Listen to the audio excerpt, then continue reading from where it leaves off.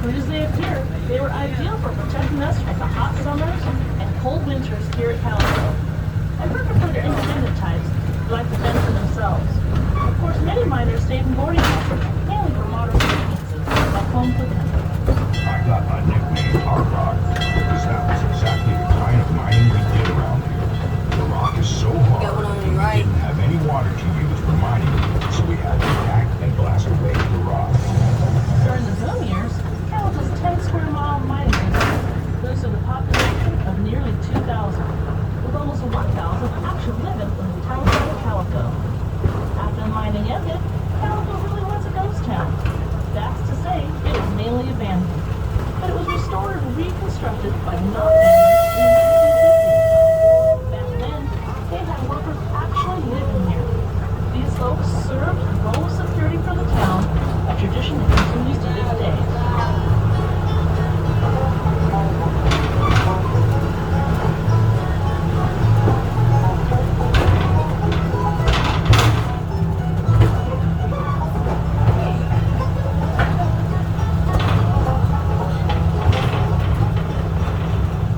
As we come this next curve, look to the left of the engine and notice the pile of rocks painted white with a white marker on top.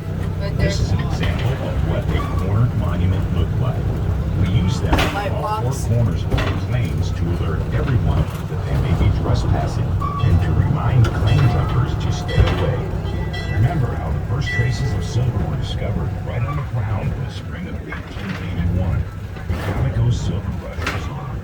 Miners came from all over, including well-known towns such as Virginia City and Tombstone, Arizona. I certainly do, Hard Rock. I had silver fever too. Coming up on the right is one of the original ore cars we miners used. We would push these out of the mine and pile our ore until we had a train on board.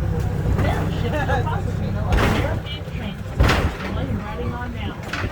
That particular train was called the Waterloo Mine Company Railroad. Instead of swirling runoff and it would drive up Calico's Wall Street Canyon. The closer a railroad could be run to the mines, the better. This large area to the left of the train was where some of the miners lived. There is still one surviving wall out there that is outlined in white. Beyond the mountain, to the northeast was East Calico, where among others, the big Bismarck mine was. There was a little community out there with a store and a saloon. The Stacy brothers carried mail the mile and a half between Bismarck and Calico, even training their dog Horsey to do it for them. I remember that. They strapped the saddlebag right on his back so he could carry the mail and packages. As we pause here, take a look at the top of King Mountain, where your engineer is now pointing. Look at the last letter in Calico and run your eyes down about 300 feet and a little to the right, and you should see a mine entrance in the side of the mountain. This is a tunnel for the Silver King Mine, one of the richest and largest mines in the Calico mining district. It produced about $10 million in silver in about 11 years. There were about 30 miles of tunnels on 14 different levels inside that mountain, belonging to several different mines. However, the only mine that is open daily for guests to safely go into themselves is the Maggie Mine. Just below the Silver King, there appears to be just an ordinary pile of rocks. Actually, that is remnants of the Silver King mine itself. Not long ago, that pile of rocks was assayed to contain a few million in silver. But before you jump out of the train and climb the hill to fill your pockets, I should tell you that it would take millions more just to process that silver. So that would put you in the hole. Well, back to playing the lottery. Now, as we get moving, look out to the left. It wasn't too far from there that a man got himself shot for trying to jump my mining claim. I had already warned that Mr. Tobler about trespassing on my Golgonda mine, and he ignored me and showed up again.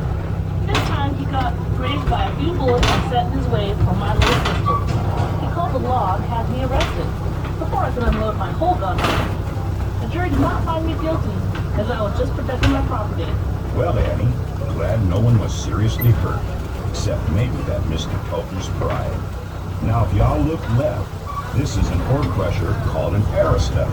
Miners would hitch a horse or mule to that crossbar and have it walk round and round, which caused the steel bottle to drag over and crush the ore before it was taken to a processing mill.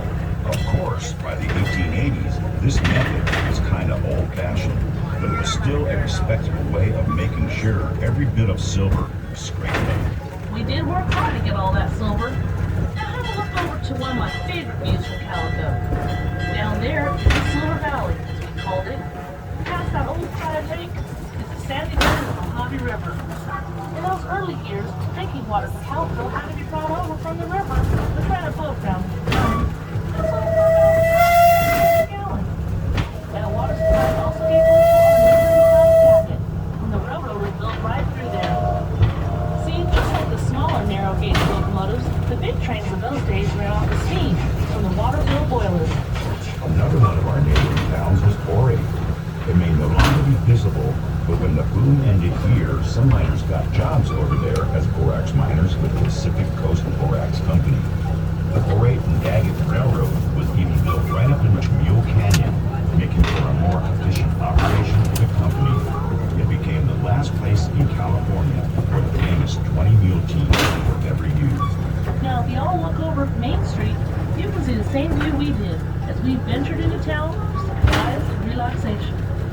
There are actually 5 buildings on Main Street that have been standing since the 1880s, when it was a bustling place. Calico was a real town for about 20 years.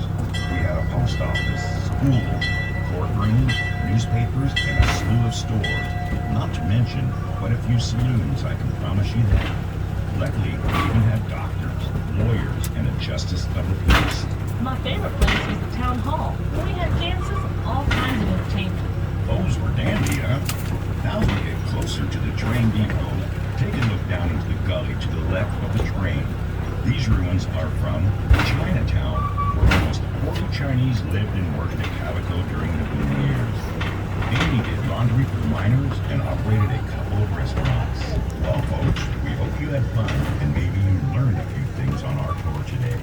Please remain seated until the train comes to a complete stop. Be sure to grab all your gear, like purses, hats, glasses, and those little miners too. Please come back and join us again. We'd love having you. Yes, we do. Don't forget to mosey over to